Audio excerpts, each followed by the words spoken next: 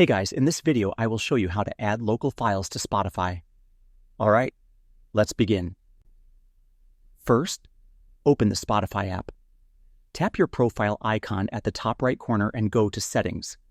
Scroll down until you find the Your Library section.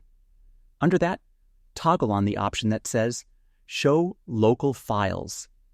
Once enabled, scroll down a bit further to the section labeled Show Songs From and tap on Add a Source. This will open a file browser window. Select the folder on your device that contains the audio files you want to add to Spotify.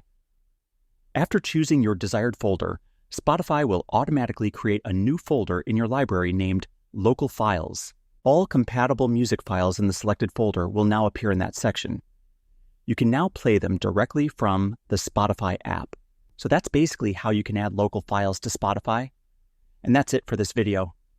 If you find this video helpful, please consider subscribing and leaving a like. Thanks.